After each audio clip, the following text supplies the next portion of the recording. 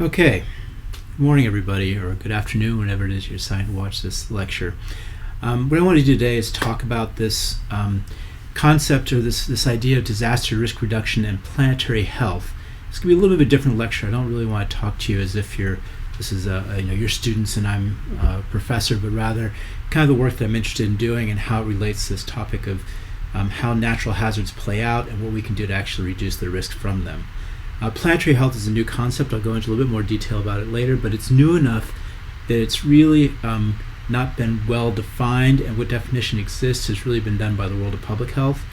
So what I want to do is make sure the world of earth science and geography get incorporated into these discussions around planetary health. I think it's a really powerful tool to look for actual solutions to the problems you've been studying all semester in class. Now, start off with some facts. Number one, I really get the feeling that the Earth is trying to kill us. And if you need any evidence of that, let's look at the last 20 years or so that I've been in this world of working in natural disasters. I got started in this world, this field of work, following the 2004 Indian Ocean tsunami. And this is a town called Glebrook in Aceh province in Sumatra. And this would have been a town of about 6,000 people, of which about 5,000 people died on December 26, 2004. Since then, I've been working with the United Nations to do surveys of these different places that have been hit by earthquakes and tsunamis and figure out what went wrong with them. And I think we have a pretty good idea about where the vulnerabilities exist, especially in a lot of these coastal areas and areas that are in the developing world where there's a lot of poor construction, exposed communities, and just overall poverty that makes them a lot more vulnerable to natural hazards. Following the 2004 tsunami, I returned back home to the United States to Hurricane Katrina. This was another disaster that was a certainly climate-related, climate change-related, I'm not so sure. New Orleans is a city that most of it is actually below sea level, so it's just a matter of time that it gets flooded. The storm was a big storm. It wasn't particularly that large, and it was really bound to happen. But a lot of the fallout that came from this this tropical cyclone, this hurricane, as they call it in the Atlantic Basin, came from differences in access to resources, be it political resources or resources to help save lives and the like. So it was really an unprecedented disaster in U.S. history. And of course, recently, just this past year, in 2019, I should say, we had the massive fires in Australia. And in the other side of the Indian Ocean basin, we had plagues of locusts. This was biblical plagues of locusts that fell this part. We'll talk a little bit about how that came about also, and some other thoughts around that and how it impacts things in the Indian Ocean basin. Of course, following the plagues of locusts came the other plague that goes without saying. So what I want to say is that we're coming into really turbulent times, but it's time for us we're to really put our learnings to work here and figure out ways of getting to solutions for these problems. And that's kind of what I want to talk about today. Now, I've seen some really inspiring, like TED-style talks, and people say, we want to talk about 20% of the problem and 80% of the solutions because we need more solutions and we spend enough time talking about problems. Well, I think that's very valuable and very powerful for certain people, but I'm an academic, I'm a professor, and I think it's absolutely critical. I spend a lot of my time really understanding the problem, because without understanding the problem from all angles, you really can't get to a solution. And I have to say, your professors for this class have done a fantastic job showing you the complexity of these problems and how if you try to solve it with keeping your blinders on and really only look at it from one direction, you're going to have problems. And that's one of the beauties, I think, that geography does really, really well, better certainly than a lot of other disciplines, is working interdisciplinarily so that you can really understand all the things that come together to make disasters and how these hazards evolve into disasters. I've been thinking about this in terms, and this is very similar to what we've been doing in class also. I'm thinking about disasters in terms of risk, and this is not anything new, but it's really taken on urgency in the last several years. But if you consider disaster risk as the intersection of a hazard, which you've been studying all semester, with something that is vulnerable. Now, the hazard can be something that's, to understand the hazard rather, we look at geophysics to do that, and from the hazard we want to know frequency and magnitude, how big does it happen and how frequently does it happen. And also I think it's important for us as scientists to really be able to talk about uncertainty. We can say, yes, there's a 90% chance that we're going to have a magnitude 6 earthquake somewhere in the world in the next week. That's really helpful, but it's not terribly helpful if you're trying to plan for that. So we need to learn how to talk about uncertainty. We talk about vulnerability, especially with communities. We talk about vulnerable ecosystems, especially when communities in the developing world rely on these ecosystems. We talk about vulnerable societies. That's a whole other big thing, but certainly full societies have collapsed after major natural impacts of natural hazards.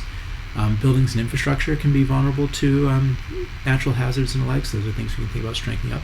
Governments, other thing. Governments have fallen because of this. The way I think about framing this is trying to think about a integrated approach to considering risk. So I'm going to take this apart a little bit, and maybe this framework can help you take what you've been learning throughout the semester and realize what your role is in this conversation. And it's really important to think about how you're going to be moving through these really complex systems. So if we take this apart a little bit, the way I've been considering this, especially in terms of natural hazards, if you can think about how different spheres of the Earth interact. We have atmosphere, hydrosphere, lithosphere, and biosphere, and they all have certain interactions. So myself, as a tsunami scientist, I study interactions between the lithosphere, when you have earthquakes that occur. I need to know something about earthquakes, and the hydrosphere, which would be the ocean. So we have a big earthquake that happens in the ocean. I need to know something about how earthquakes, I need to know a little bit about the fluid dynamics of how that tsunami will propagate there. But I don't need to know everything about it. Now, if we make this a little bit more complex, we consider, all right, how is this going to affect the vulnerable systems we're dealing with on the planet? Those would be, in this framing, the human systems and the ecosystems. I need to know how the earthquake and the fluid dynamics will impact people and ecosystems that people rely on to survive. So I'm sure Prof. Reese has talked about how mangroves can be an effective buffer against tsunami, and also people rely on those mangroves for resources, be them fuel wood or building wood, but also the nursery services they provide for offshore fisheries. So we need to understand about that if we want to think about reducing the risk of this. Now, I mentioned before that we're talking about, really, to be honest with everybody here, I'm not going to lie to you, 80% of the problem and 20% of the solution. I do want to think about how solutions fall into the system. And frankly, as an earth scientist, I don't do solutions, but I want to inform the policies that are going to change people's behavior and the engineering ideas that can actually create structures of some kind that can withstand the impacts of a disaster. So, for example, a seawall would be a structure that would be an alternative. How will the seawall affect mangroves and the people that impact that? To live off of the mangroves is a different question, but to understand how that whole system fits together, I need to know a little something about the earthquake, the tsunami, the fluid dynamics. I need to know about the people and how they rely on the ecosystems, and how we engineer something that will impact all of this whole system. Policy, kind of similar idea. Okay, in this context then, what is this new term I'm talking about called planetary health? To be honest with you, it's really kind of a new frame of an old idea.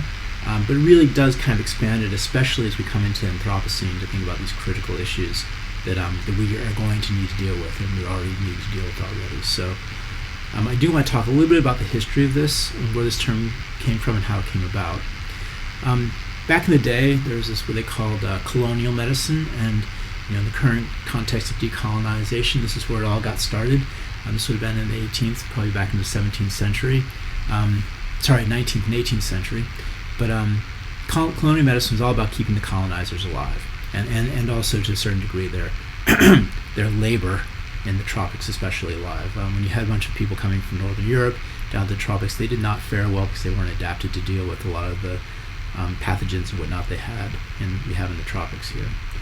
A little while later, they kind of developed a field called international health, and they were saying, well, it's not just people from the UK or Spain that are dying in the tropics, but it's really all the colonizers that are going to the tropics. And there was a conference in Berlin that talked about this and the need for different countries to come together and really start thinking about how to keep people alive in these areas, but mostly white people in the tropics.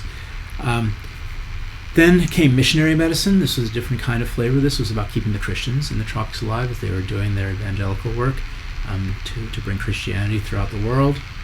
And this evolved over a little bit of time. Finally, we got to where we are pretty much right now, where global health is really working to keep pretty much everybody on the planet alive, be the people who are living in the Arctic regions that are exposed to the impacts of climate change, to people in the tropics who are suffering every day from diarrheal diseases and malaria, dengue, and various other sorts of infectious and non-infectious disease, non-communicable diseases. How does planetary health fit in this? Well, more recently, in the last 20 years or so, there's been this emergence of One Health, which is how do animals and people interact on the planet, and how do we actually transmit pathogens or disease from animals to humans. And of course, COVID is an excellent example of how that happens. Of course, then there's also the idea that, well, these animals live within an ecosystem. If we start messing with that ecosystem, that's going to impact the animals, and that can impact how disease is transferred from animals to people. So there's been a lot of talk about COVID and how reduction of habitat has actually impacted interaction between different species that otherwise wouldn't interact and can pass pathogens between them. So you think about something like deforestation leading to COVID. This is the realm of eco-health. There's another field called geohealth, which is a little bit specific. It talks about exposure to certain geologic things that can make you sick. Sometimes you'll have algae in the oceans that can bloom and create neurotoxins that can make you sick and that sort of thing. That's a little bit different than this idea of planetary health, where we're looking at these really big Earth systems, these global systems that can impact people's health. Climate change is the prime example of that, but there's also the global water cycle. I think to a certain degree also there's things like soil systems, forests that really have much more impact just past the local area. Pollution, air pollution, we'll talk a little bit about the haze coming up here in a minute. So what I've been trying to do as an earth and environmental scientist is work in this field of planetary health, which has largely been dominated by the public health field, the global health field, and think what is the role of physical geography and earth science in this new emergent field. So different definitions of planetary health have been popping up recently. There's a project study done from UCL that was published in The Lancet just in 2015. It defined planetary health as the health of human civilization and the state of the natural systems on which it depends, which human civilization depends.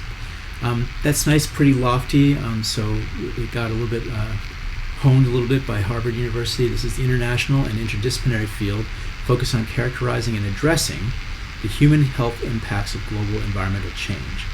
We think about global environmental change being climate change plus most of the things covered in the Anthropocene. As we talk about building dams, as we talk about soil erosion, as we talk about urbanization, all these things now fall into the area of planetary health. You can see how it might go a little bit beyond geohealth and how the Earth might be impacting it directly in natural Earth systems. So you think about something like urbanization or even road building into rural areas, which we'll talk a bit about also. A group of us have been thinking about what this means for us here in Southeast Asia, so we're forming, in the process right now, forming a Southeast Asia arm of our hub of the Planetary Health Alliance. And here we're working to understand the drivers of what have really become existential threats for many people here in Southeast Asia, impacting us, creating viable and sustainable solutions for the diverse economies and cultures and environments of this region. So Southeast Asia is particularly unique, I think, because there's so many different levels of development in the region, from Singapore to Myanmar, diverse economies, cultures, different languages, different ways of interacting with nature. So very complex area. I think we can learn a lot about emergent threats that are starting here in Southeast Asia and actually could spread, or certainly lessons can be learned in other parts of the world from how we've navigated these things in Southeast Asia. So boiling this down to something a little bit more simple, planetary health, we want to protect the Earth systems that protect us. There's going to be a lot on this slide here, so I'll step through it slowly, and I will post the slides on the Luminous, and of course this recording will be available to you down the road for future reference. What I've been trying to do in the last year or so is define different elements of analysis from the Earth science perspective and how they impact health. So first one we think about in planetary health is atmosphere. Air pollution, climate change, storms, all these are things that impact that the atmosphere controls. So air pollution, be it indoor, outdoor, urban, transboundary, air pollution, climate change, heat and drought, storms, tropical cyclones, the changes in the monsoon, changes in snowfall that are happening especially in higher elevations, how that impacts glacier growth and the like. These then directly impact health by way of air pollution affects asthma, lung dysfunctions, respiratory inflammations, cancers. People are getting more heat stroke with different stresses for neonatal, prenatal, pregnant women. Different pathogens are expanding their ranges to higher latitudes because of climate change. Even malnutrition is climate change is impacting the ability of certain people to grow crops. But also storms impact directly. They kill people. They can impact crops over a long time. They can certainly damage infrastructure. Think about the hydrosphere. The hydrosphere includes things like glacier melting. How does that impact seasonal water supply during the dry season, especially here in the Himalaya and the Asia region, where the people rely on glacial melting to keep water going throughout the dry season, and how that also impacts sea level rise. Surface water. The main thing we're worried about surface water is pollution, and as a way of actually supporting the vectors that transmit diseases, and how that's changing over time. Groundwater is a thing that we don't think about as much, but how are extraction rates increasing with increasing populations and need to feed these populations, and also how are we polluting groundwater. There's a lot of threats to groundwater from persistent organic pollutants and heavy metals that are causing a lot of damage to people's health. And of course, flooding is a perennial issue here in Southeast Asia and throughout other places in the world. Oceans are also included in the hydrosphere, how the temperature is increasing, the ability to hold on carbon dioxide, and how that impacts the acidity, the pH of the oceans, and also different transport of different nutrients within the ocean system. So of course, glacier melting affects water supply and salinization of soils. Drinking water and surface water can act for a source of drinking water and also as a coolant for factories, but also for people. Groundwater is a non-renewable resource, and we don't often think about that. It tends to be a lot of fossilized water that's out there that we're using just like we use oil. It's not going to be there forever. Flooding also causes, of course, loss of life, can transmit waterborne diseases, cause lots of property damage. As we continue impacting our oceans provide a massive protein source for a lot of people, and also warming oceans can provide fuel for big storms like tropical cyclones. The final sphere we're talking about, we're trying to figure out a better name for this, so help me out. Any ideas, bring them, because you guys are smarter than I am, certainly.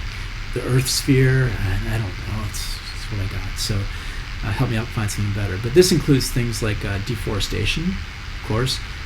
This affects all kinds of ecosystem services, and also the One Health, which we mentioned briefly, how humans and wild animal populations can exchange disease.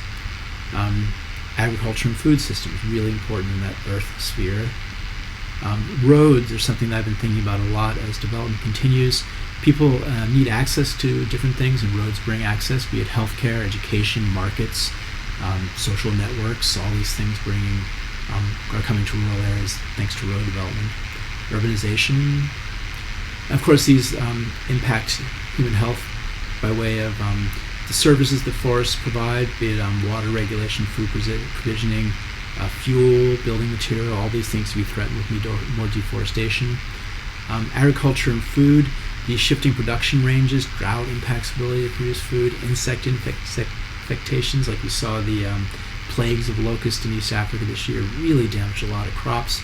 Nutrient depletion, as more carbon dioxide is in the atmosphere, it actually impacts the ability of certain crops to uptake nutrients from the soils. Urbanization is causing problems with overcrowding, urban heat island effects, the loss of ecosystem services where they would otherwise be. Also thinking about how biodiversity might impact food security, especially for rural groups, medicines, and livelihoods that could exist in a more biodiverse world. So biodiverse Earth sphere. Yeah, I'm trying a lot, so you guys are incentivized to help me change it. Okay, so the question I wanted to talk about now is how can we best support the Earth systems that are here to keep us alive? We've talked a lot about in earth science, is Earth unique in the universe? I mean, so many things came together to keep the planet here, that keeps us alive on this planet. The fact that we have liquid water, that we have an atmosphere, we have a magnetosphere that protects us from solar power, solar radiation. It's a simply extraordinary and elegant system, and yet here we are in the Anthropocene, threatening almost all these systems.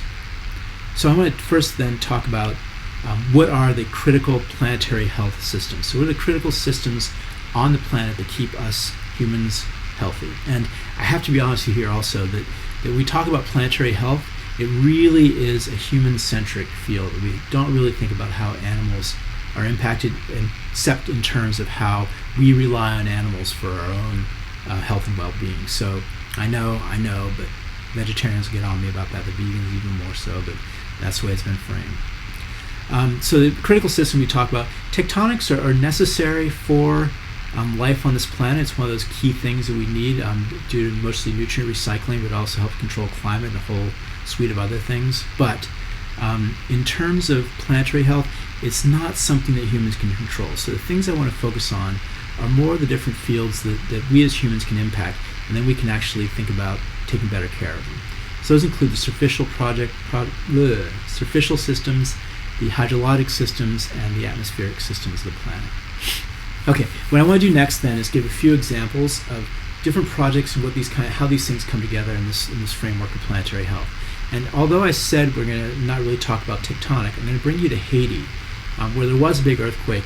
Okay, there was an earthquake in 2010. It wasn't a very big earthquake. It was really moderate-sized earthquake, magnitude 7 earthquake, that killed, though, somewhere between 100,000 and 316,000 people. The fact that we don't know how many people died in that earthquake is telling on how vulnerable and how poor the response was to this earthquake. We couldn't even count the dead after this event. So Haiti is a really interesting place to think about because it's got a really unique and storied history. So when looking at these disasters, it's really important to recognize that history matters. And we talk about, a lot of this talk about colonization and decolonization, but this is an example of what colonization did to one country and why it's important to frame things in terms of how do we work on decolonizing lots of spaces. So this is, of course, Columbus when he landed in the New World, conquering blah, blah, blah. Okay. One thing that happened that happened in this point after Columbus landed was the setup what they call triangular trade. This is something that we as North Americans and United States of Americans learn in school, but I'm not sure how many people are familiar with it, so bear with me as I run through this pretty quickly. So triangular trade was set up between the New World, Africa, and Europe back in the 16th, 17th, 18th through the 19th century. So 400 years worth of slaves that were coming from West Africa and being sent to the New World. And when they got to places like Haiti or Dominican Republic or Hispaniola, they call the whole island, they were growing crops. Those crops included coffee, and of course in North America, cotton was a big crop that they were growing in the south part of the United States. They're also growing sugarcane, and that sugarcane would often go to producing sugar to go into Europe, but also rum that was created. It was produced in New England. Massive crops that we don't talk much about of rice. Rice was a massive crop grown in South Carolina. Curiously, it also brought a lot of malaria to the southern part of the United States, which people don't talk about much either. And the cod fisheries were part of this trade also, where a lot of the cod went to Europe in terms of salt cod, but also a lot of it went back down to the plantations and the colonies to feed the slaves, the enslaved people of these different areas. So, and of course that sent a lot of money back to Europe. And at the point of the latter part of the 17th century, up to 1/3 of France's GDP came from Haiti. The one colony, Haiti, accounted for 1/3 of France's GDP. That's an extraordinary amount of money for what is now the poorest country in the Western Hemisphere. So at one point it was rich with natural resources beyond imagination. So what happened in there, and how did it get to be so much damage done? That had a lot of wealth transfer, of course, from the Caribbean to Europe during that time period. Well, part of it starts and ends with the Haitian Revolution. It started in the latter part of the 18th century, and it was the first successful slave revolt in the New World. And as a punishment for overthrowing the colonizers, the new nation of Haiti, once it got its independence, was fined, I think it was 30 million francs or something. And Haiti is still paying off that debt to this day. So because France considered they owned this land and they were now having that land removed from them, they should be compensated for having their land lost, even though they kind of stole it in the first place. But we're not going to go into all that. And the country of Haiti has been paying it off ever since. Now, another thing to realize also, if you are a slave in a slave plantation, you're working with a bunch of people, the first thing you want to do once that is gone might be to find your own land, to get your own freedom, to grow your own crops so you can take care of your own family. Unfortunately, what happened when that occurred was it resulted in lots of smallholders going out, and they lost the collective benefits of economies of scale that would lead to more efficient farms. And that, over the next 300 years, resulted in massive deforestation of Haiti. So you can see the river that divides the country of Haiti on the left-hand side and Dominican Republic on the right-hand side. Dominican Republic managed to have much more better forests for several reasons, partially because it didn't have that shared history, but partially because of two rather different, particularly nasty dictators. So on the Haitian side, they had the Duvaliers, Papa Doc and Baby Doc, some of the classic kleptocrats of the 20th century. And on the right-hand side, they had Rafael Trujillo. Now, Trujillo's brother was involved in the petrol business, and what he did was set up a system in this part of the western part of the Dominican Republic where people had to buy gas canisters for their cooking from his brother. And if they were to deforest land, they would be killed. And it turns out that the Trujillo regime actually killed something like 30,000 Haitians at the border in a massive massacre that was basically deterrent from deforestation as much as it was to make sure his brother maintained his markets for his petrol. So these things play out in different ways, but in this case it turned out that part of the reason why Dominican Republic is forested and Haiti is not is because of this strange kleptocracy and how dictators work in these countries. Now, I don't mean to say that it only matters, like all these social things matter. There's also physicality of these systems, and you can see in the background image here that this is a very seismically active area. There's lots of earthquakes that happen on these active plate boundaries, but that's not what we're here to talk about today. We're here to keep going on and talking about a little bit about how these systems interact. So we were in Haiti. We were struck by what the landscape looks like. It's not what we think about when we think about tropical islands. It's very dry, not very lush at all. Where most of the islands I visit in the Caribbean are like places in Southeast Asia. They're forested. They've got lots and lots of jungle, and they're very humid and hot, of course. But I have been few places as hot as Haiti because there weren't many trees. It was just unbelievably hot. There wasn't much humidity there because the water just evaporates out quickly. There's no trees to kind of hold on to it, and the trees also act to hold the soil in. So you can see here evidence of massive erosion, not only from these gullies you see through these, which are actually meant to be farm fields. You can see they're organized like this in kind of swinging fashion, but also the gullying that happens in these hillsides. And this is not what I tend to think about with tropical streams, these kind of boulders and things in the tropical streams. It's very odd. So that got us thinking about how this landscape has evolved from the Haitian evolution through the Duvaliers until today. And I mentioned there was an earthquake. So this was a really interesting example to show you how much this political system can impact the physical system. So this is a place called Petit Paradis. And we learned that 7 to 10 people here were killed by a tsunami. And this was odd because the earthquake that happened was a strike-slip earthquake. It was not a thrust earthquake. It wasn't a convergent margin earthquake. So when you have a strike-slip earthquake, it really shouldn't cause the vertical deformation that's necessary to displace the seafloor and generate a tsunami. Yet, there was a tsunami here that it was big enough to kill quite a few people. So something odd had to happen here. So we went to go check it out. And this is an image, satellite image of Petit Paradis before the earthquake. I'm going to outline the shoreline here. And then right after the earthquake, a big chunk of shoreline was missing. So what happened was the earthquake caused a landslide, and that landslide displaced the water. And the displacement of water generated the tsunami. Now, this is interesting because what's happening is we have such rapid sedimentation that's going offshore because of the deforestation inland that it's going to fail a lot more easily during an earthquake.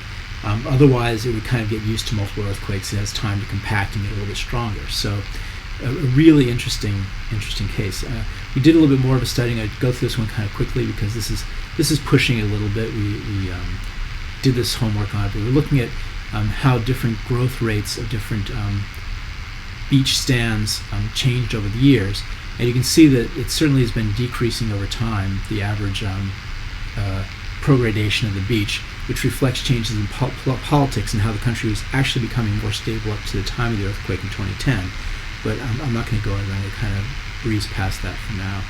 But what I do want to show you is what it looks like over time. So because I'm a liberal arts and science professor, we go to the library sometimes to study geology. But this is a satellite image, a modern-day satellite image. You can see Port-au-Prince over here on the right-hand side of the image, and the town of Carrefour on this side, on this delta. You can see the river that's feeding this delta, another river that comes out and feeds out over here. Petit Paradis would be right down here at the mouth of this river, and this is just another example. But I sent a student of mine to Spain, to the National Library there, and she found an old map from 1730 that shows, in 1730, now I don't trust this map as being anything particularly precise, but the areas that are circled here, you can see at Carrefour, this would have actually been a bay that led into this river. And the Spanish would have done one thing. They're looking for fresh water. They would have been mapping out bays because that's what's important if you're on a ship, which is where most people traveled back in the day. So you can see here in Carrefour, another massive bay here, and down here also where the Jean Roger River comes out. Go back here so you can see what they look like today. Massive deltas built out just in the 300 years that it's been habitated because there's been so much deforestation and so much erosion in this area.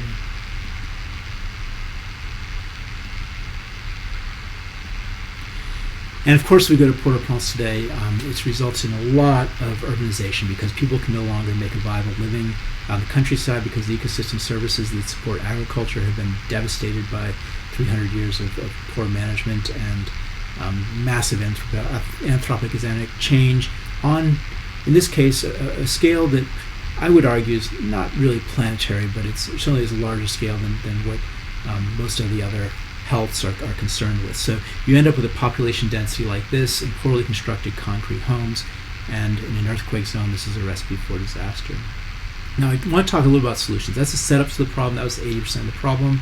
The solutions are many, and everybody's got different ideas. In Haiti, there's been enough, NGOs that are there that they call it a republic of NGOs because the NGOs do a lot more work than the government does in running the country.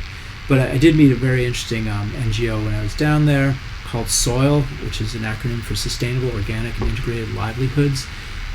These are the poo guys, and what they do is they've invented a system for composting human waste in a sustainable way that not only reduces pathogens in the environment and keeps people healthier, but also adds back to the environment by way of fertilizer. So I'm going to talk a little bit about the system and how it works, but it's a very elegant system, and it's got a way of taking this problem they have with slums and overpopulation and disease that gets rife with them in the slums, turns it around and actually makes it a benefit so that it actually can help develop a place in the countryside by rehabilitating the soil out in the countryside. So there's a paper that's written in Nature Climate Change that they collected some data. This was just back in 2020. That I want to go through real quickly. The model they have, if you have a linear model of dealing with your human waste, you end up with bringing in fertilizer and food imports that supports regional food production. People eat this food, they poo, and then that poo just goes into the natural system, and that's it. We're done here. And what that does when you have a system like that, it's a source for pathogens. I don't know if you recall, but there's a massive cholera outbreak in 2010. It's a group of people from the UN that came over and brought some pathogens to the area's cholera and killed a lot of people. While water gets contaminated, you have blooms of nutrients that go into the ocean, which can actually reduce the oxygen in the water and cause anoxic environments in the oceans. All kinds of things, and also can have, depending on what kind of system, it can actually put out a lot of methane or carbon dioxide, depending on how oxygenated these systems are where the poo ends up. it has a potential also of affecting human health, household water, energy sources. If you can recycle your poo in the proper way and capture that methane, you can actually generate biogas from that. Regional food impacts this, and of course in global climate. Now, the circular system that the soil group proposes is what we want to talk about. That it actually cleans the poo by this way, and it removes pathogens. It's a lot less water intensive. You can actually create fuels from the composted poo if you want to, or use it for fertilizers, and the emissions actually go down. So what the process involves is separating out the the liquids. They add what they call bagasse, and there's a lot of sugarcane production still happens there. And there's sugarcane bagasse is like, you guys know when you go to the hawker center and they squeeze out the sugarcane juice, the woody material that's left over, that's the bagasse, and that stuff is all over the place in Haiti. So you add a little bit of that as to kind of help the process of degradation go. You put this into a container and you remove that whole container from the site, and then they have a system of what they call thermophilic composting. You have a natural bacteria that can get into this area. You kind of close it off and let it sit for I can't remember, it's 12 weeks I think, at a temperature of 55 degrees Celsius or above, so it's got to be really hot composting. And at the end, you end up with a healthy, pathogen-free fertilizer that can go back and be used to rehabilitate farmlands that have been damaged from years and years of erosion. There's a lot of numbers in this graph, but what I want you to look at is the top circled there in orange is the method that Soil Group uses, and the global warming potential, which is on the far right-hand side of this, is relatively low, about half a kilogram carbon dioxide emitted per kilogram of this biologic oxygen on demand, versus 14 kilograms down here if you just kind of put your 12 or 14, if you just kind of put your poo into a pit and let it stay there. So this system has a way of really reducing global warming potential. It actually can reduce methane also. It doesn't have much impact on the carbon dioxide or nitrous oxides, but it can reduce methane, which is a really big one because the method they use is more of an aerobic digestion of the poo rather than anaerobic, so you don't generate as much of the reduced agents like methane. Okay, enough about poo. Let's bring it closer to home. A lot of you, everybody will remember, everybody was here in 2015, remember the haze we had here in Singapore. This is bad news, and we really got lucky and avoided another one in 2019. It was bad for a while then, but it wasn't as bad as 2015. I think 2013 was also particularly nasty, the first years I was in Singapore. There's a thing, I'm not sure if you guys talked about this in class. I'm pretty sure that Prof. Taylor, Prof. Reese would have talked about the Indian Ocean dipole. And it's kind of like the Indian Ocean version of El Nino that governs a lot of the weather we have here in Southeast Asia, in Asia, in Africa, South Asia, and also in Australia. But in 2019, just a year and a half ago, we had a particularly strong Indian Ocean dipole event. You can see the waters offshore Sumatra are on the order of 3 degrees Celsius cooler than normal, and the waters offshore East Africa, looks like Somalia over there, are on the orders of 3 degrees warmer than usual. And that does is it caused drought in Australia, and a little bit more on our side, and lots more rainfall on the East African side. So we end up with having lots of fires, we mentioned before, in Oz. Massive flooding and landslides, especially in southern India and the Kerala state. And then also, again, these plagues of locusts that damaged untold acres of crops in places where they were already not terribly food secure, in Somalia, Ethiopia, and Kenya. So this was a pretty massive disaster that happened. And if you look at the record of the strength of the Indian Ocean dipole, the 2019 event was one of the strongest ones in recent history. And the 2015 event, the one that caused the haze event, was partially responsible for the haze event here in Singapore, really wasn't that big by comparison. But this is kind of the event that people are worried about, that global climate change will be causing more of these strong Indian Ocean dipole events in the future. I'm going to go back, though, and show an interesting paper that came up from the 2015 event, where a group from Harvard did a study about the public health impacts of this haze event that happened between September and October of 2015. You can see here that at the time this paper was written in 2016, this was one of the largest dipole events that had happened in recent history. So Again, you'll remember images like this that came from Singapore at this time. The other one, I'm not so sure. Maybe an old doctor or something. But this is legit. Singapore was particularly impacted by way of population. Now scientists, we can kind of fudge the numbers a little bit here, because here you look at exposure by contributing province per country. Now, Indonesia is the world's 4th largest country, I believe, behind China, India, the United States. Indonesia is the next biggest one. So, but not all that population is exposed. So it makes it seem like Singapore had a lot worse exposure. But if you were in some of the provinces, like over in Riau province and south in Sumatra, or in West Kalimantan or Central Kalimantan, their quality would have been far, far worse than it was ever in Singapore. But that's me getting a little. That's where the politics come in also on that one.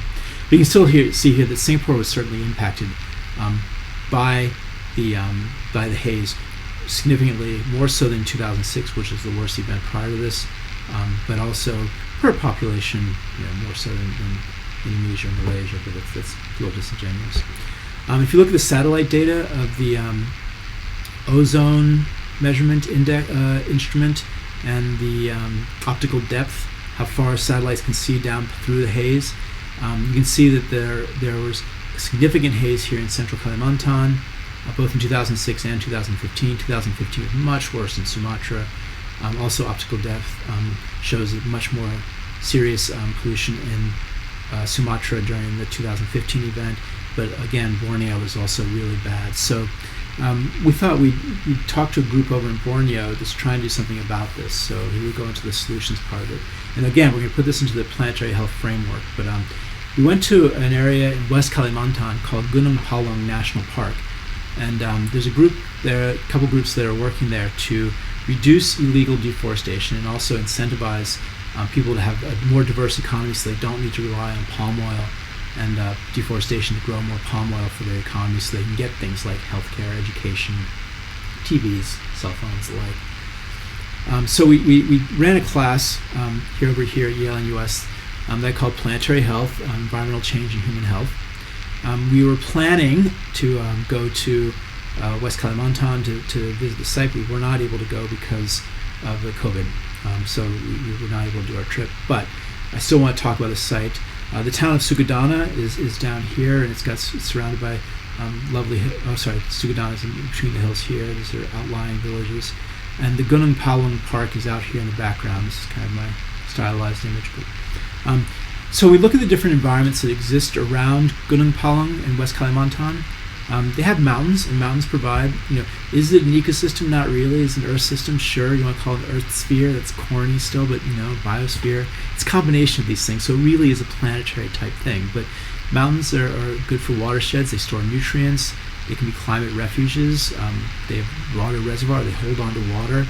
People go for tourism, ecotourism in mountains, but they're being threatened by urbanization, mining, tourism, climate change, earthquakes, big landslides, and that sort of thing. The atmosphere is another sphere we've been talking about. We need it to breathe. It provides rain. It's good for transferring heat from the low latitudes to higher latitudes. We don't cook ourselves down here in the tropics. It provides UV protection. But on the other hand, it's also being threatened by climate change, ozone depletion, acid rain, air pollution. You can keep going. Urbanization. Urban cities are fantastic because they provide economic opportunities. They provide sources of ideas and innovation and rich cultures. High population density actually makes it better for more environmentally dense. In some ways, it makes it there's less impact the footprint's lowered. We have economies of scale in cities with bigger cities and the like. And maybe sharing economies at work. Pretty cool. But cities also produce a lot of heat and they produce a lot of pollution. We tend to get a bit greedy here in cities because we want to keep up with the Joneses and overconsume things. Getting access to good quality and quantity of food can be an issue in cities where we don't have the same ecosystem services that they do in the countryside. Oceans, source of protein, transportation, tourism, carbon storage, but they're being threatened by overfishing, pollution, acidification, global heating, also in storms and tsunamis.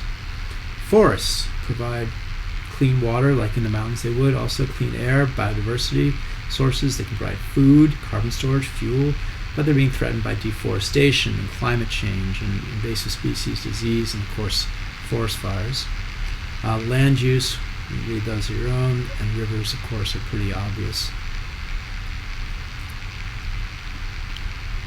So there's a group that is actually founded by a Yale graduate called Health in Harmony. And the idea with Health in Harmony was that they could reduce deforestation in this part of Indonesia by offering free or subsidized health care to people who didn't have access to before. So they found this clinic. The clinic was run by a group, an Indonesian NGO called ASRI, which is Alam Sehat Lestari. ASRI is run entirely by Indonesians and funded by this international NGO. But they have this fully operational health clinic in Sugadana in West Kalimantan that they're running, and they're doing a fantastic job of serving all the communities that are around Gunung Palung Park. If the communities sign on, they pledge to stop deforestation, they can come in and get health care either for free, small donation, or they can actually trade things like seedlings or locally grown or made sustainable products, so coffee or baskets or even seedlings for trees. There's another paper that was done this last year, this one in Proceedings with the National Academy of Sciences, that mapped out and that quantified the success of this particular story. I'll go through these graphs kind of quickly, but it shows that the overall, if you look at a control group, deforestation in the area has been spiking in different years, but it's been pretty much steady or even going down a little bit in the area around Gunung Palung Park. You can see that same thing with all the different areas where they track deforestation.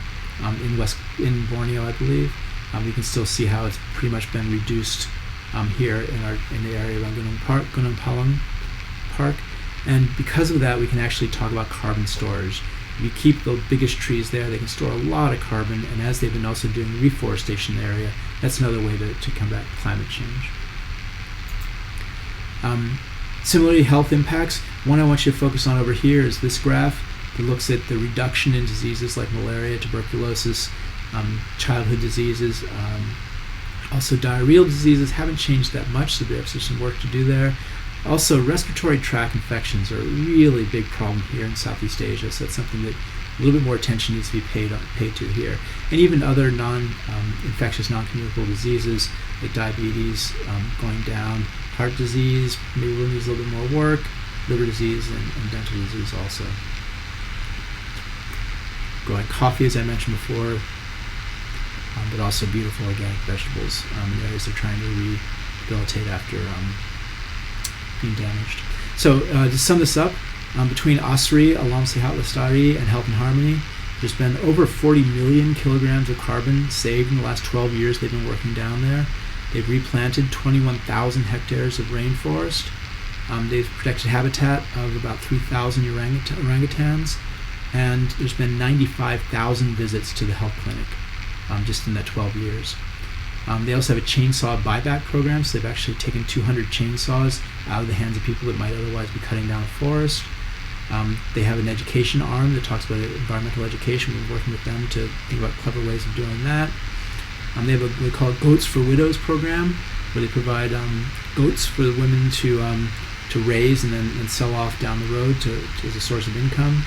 And there's been 17 organic farms that have been sponsored by this team of Health in Harmony and ASRI over the last 12 years. So this is a way of looking at a system, figuring out, okay, what is the whole system here? How can we both conserve but also do better for the environment at the same time? Okay, last example, going on here a little bit more. When looking at these systems, it's as much about the people and the decisions that people make as it is about the hazards themselves. If you take nothing else from this lecture, recognize the two are married together, and that's the challenge of the Anthropocene. How can we deal with the needs of people in the face of these hazards in ways that doesn't really damage the environment any more than it should do? So we were also working on a project in Nepal over the last few years. And the project got started off thinking about roads, road development, and how people need access to things like healthcare and food to make their lives better, but also the environmental damage that these roads can cause. A lot of the road construction in Nepal has been driven by China, and here you have our own version, not so much of triangular trade, but Belt and Road Initiative trade that's been going on for the last several years. China's got it producing a lot of factories and a lot of goods in eastern China, and they're trying to get those goods to markets in Europe so they can get money back from Europe. They're trying to get those goods and services to markets in Africa so they can actually get money back from Africa. And not surprisingly, the biggest fish in this barrel is India. They want to certainly sell their goods in India, 1.2 billion people in that, but to do that, you've got to go through Nepal, so then that money can come back to China also. Now, if you look at this in a little bit more detail, you can see here there's the main trunk road that goes through Tibet towards Xinjiang province. There's only one road that currently goes from this main trunk road through Nepal and then down into India. What they're talking about doing, this road was damaged during the earthquake, and what they want to do is build another road down the Kaligandaki Valley here, just to get another pipeline of roads going through there. I'm going to show you what the road looks like. So this is a video we took a couple years back of the main road. This is the only road that goes between China and India that goes through Nepal. And this is what the road. Oh, there's the proposed road through the Kaligandaki. This is what the road looks like. Waiting for play. Here we go.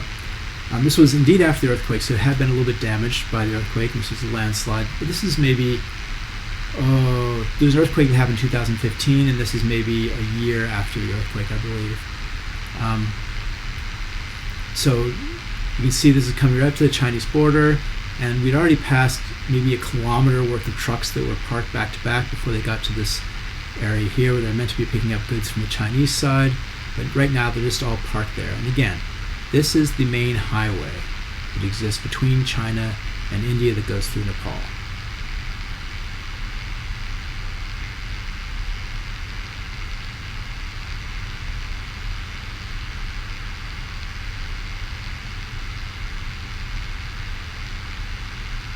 A shout out from Mount Rushmore there, so Americans interested in that.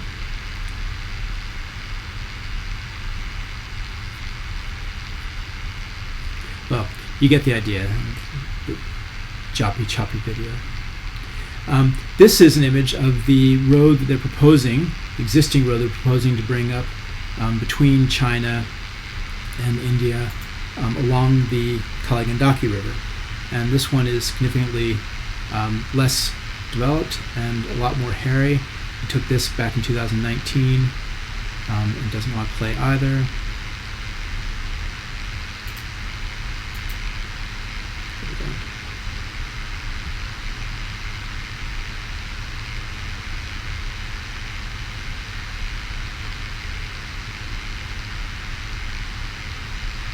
You can tell they're actually working on shoring up the road and they're trying to build a bridge across this little valley here, but it takes time and it keeps getting washed out during every monsoon season.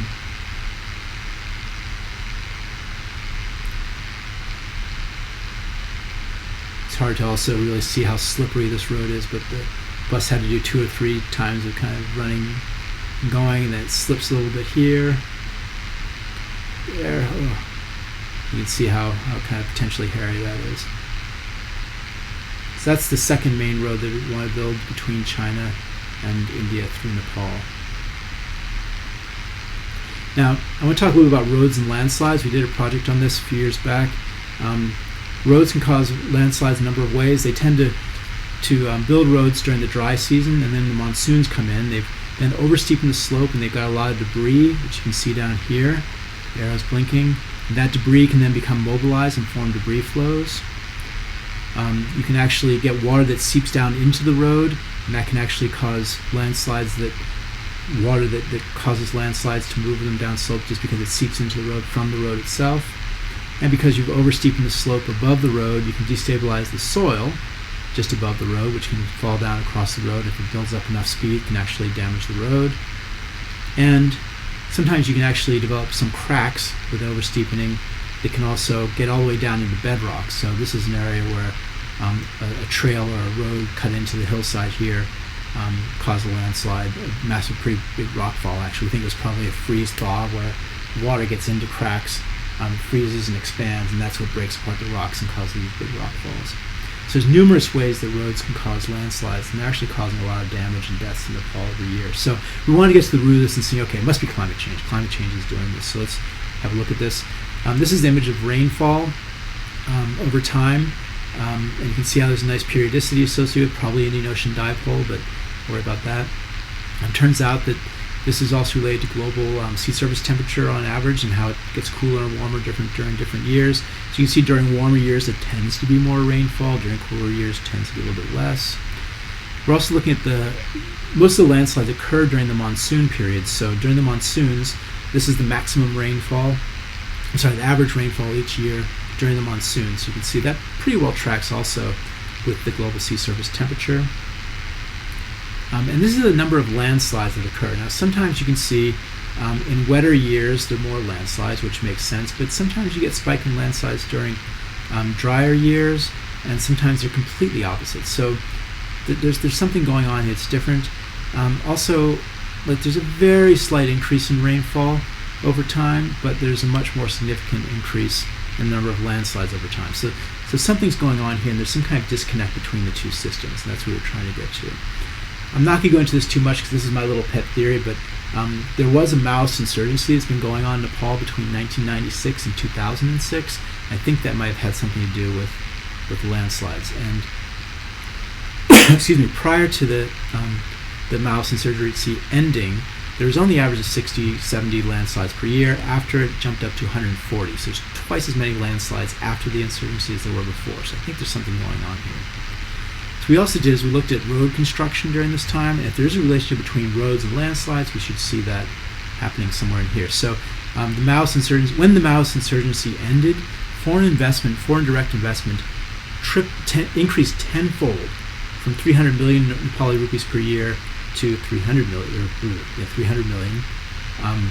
million over the course of just right after the insurgency ended, and that caused a big boom in road construction where road growth, I can't call it stagnant at 420 kilometers per year, but it tripled to 1,200 kilometers per year after that. And with that, the overall death rate seems to have decreased, but I think because the government came in, it was a bit more stable. There weren't as many people dying, but the rate seems to be increasing with more roads. So that's kind of where we're going. We did a project looking at roads and earthquake and landslides, but I don't want to talk about that because I'm going on a bit here. If you ask me questions about this later, I'll be more than happy to talk to you about it. All right, so last thing I want to talk about, we were looking at this one. We want to go look at this proposed road that goes between Pokhara here, up the Kaligandaki Valley, and would tie into China, north of the area of Mustang province in Nepal. So we took an airplane, we flew to Pokhara, then we took a very bumpy jeep ride up to Jomsom. Then from Jomsom we walked to a town called Lomantang, which is in Mustang province. And then from there we actually took horses to a village called Samjong. Samjong was interesting because we understood that it was the first village in Nepal that had to be moved because of climate change. They had to abandon this village because of climate change. We got up there, we're staying at the top of a pass that's about 4,200 meters high, and we see this landscape, and the village is somewhere down in there. We said, yeah, I can see perhaps why climate change would have caused them to want to move. You can see the Himalaya back here in the background. This causes a massive rain shower, so most of the rain gets dropped here on the India side of the Himalaya, and not much gets up here, which is essentially a Tibetan plateau. So we walk down into the valley. This is the headwaters of the Kaligandaki River, and we see this really desolate landscape, not terribly inviting. And what really terrified us when we got up there was in the riverbed itself. I don't know how well you can see this, but it's got this white crust on it, which is actually salt, which is telling us that there's water flowing through there, but the water that's flowing through is evaporating quite quickly, and it's laden with these salts, which also can't be good for people, and especially anybody who's trying to grow crops in this very difficult environment. Everything here is about 4,000 meters above sea level.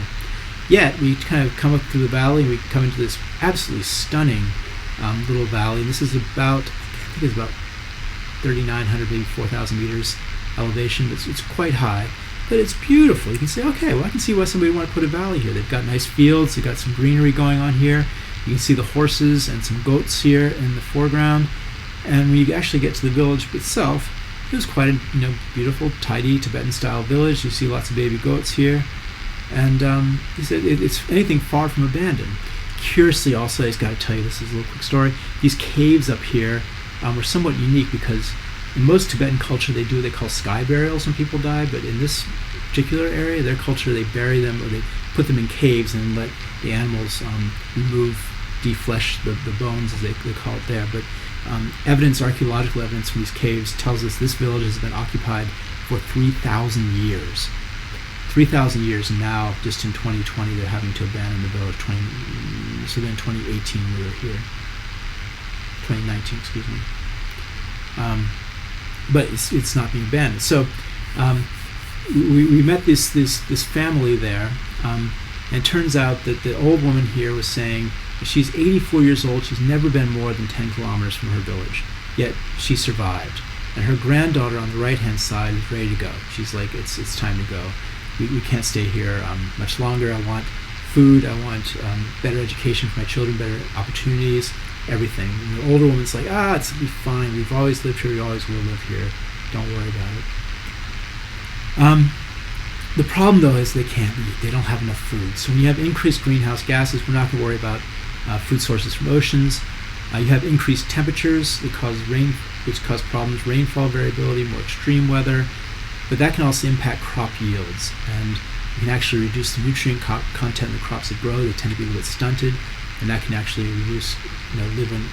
lead to increases in prices. And all these things add up to altered nutritional status of people. So when this granddaughter is trying to raise her two children here, she's got things she's got to think about. How can I feed my children? And the old woman says, we'll be fine, don't worry about it. So the conversation was interesting because, on the one hand, climate change was giving them a bit of a nudge to get out of this area because they couldn't grow crops because of the saltiness of the soil, just didn't have quite enough water, and things were just changing. They didn't have the same knowledge to keep up with these anthropogenic quick changes that are happening because of climate change. But yet the Nepali government, with probably some assistance from China, thought about putting a road back to this village. Now they carved the road in up to the pass. They got there and saw what we saw it and realized, it'd be crazy to try to put a road down there. I don't know why they didn't before carving this road in, but it's not my decision to make. So when they thought about putting a road in, but they just didn't make it. You can see Lomantang here in the background. That's the kind of regional capital, which is about 10 kilometers away, which is the furthest that the older woman had been in her whole life. But if you're living in this village and you want access to education, access to health care, access to goods and services, jobs, network, good food, etc., what would you do in that situation? And that's kind of what we're talking about. How can we actually bring these things to these different areas so you have access to all these things without damaging the environment? That's the challenge that we're facing, our generation, your generation especially, are facing. So I challenge you to figure out how can you come up with solutions like Health and Harmony did, like Soil did in Haiti, that actually work. So in Nepal, we're working with a group called Karma Flights. They just last week did a women's planetary health camp in areas affected by the 2015 Gorkha earthquake. They served over 2,000 people in 3 days worth of health clinic time, and we're trying to look at that and saying, okay, how can we support different parts of what are the health ailments that people are coming up with, and can a healthier environment reduce the burden of those specific ailments? So at the same time, Health and Harmony is expanding from West Kalimantan, and they're supporting brand new projects in Madagascar and Brazil. Brazil right now is getting crushed by the coronavirus because of stupid politicians. Because of it's a deadly virus, and perhaps there could be different solutions to that, but I don't want to get stuck on that either. But we're looking forward to seeing how these solutions will be implemented there. But the main thing that I also want you to take away with, it's really hard, it's impossible, I think, to go into these places and impose a solution without understanding all the complexity that goes around this. So if we want to understand how to make the world a better place, there's less death, less suffering because of earth hazards, we've got to go in and listen to these people, listen to the people that live in these communities, and figure out what is it they need, what is it they want, and what are the particulars about their environment, their histories, their cultures that have got them to this place, and how can we create solutions that will work within those different realities for different people. So I'm going to leave it there. This is our last picture of my students in Borneo from a trip we did a few years back. And thank you for your time, and I look forward to hearing your questions. Please feel free to email me at the Yale NUS email. and I'll do my best to get back to you, even though it's coming to the end of the semester and things are quite busy. Thank you, and have a good rest of your week, and I hope you enjoy the rest of your semester.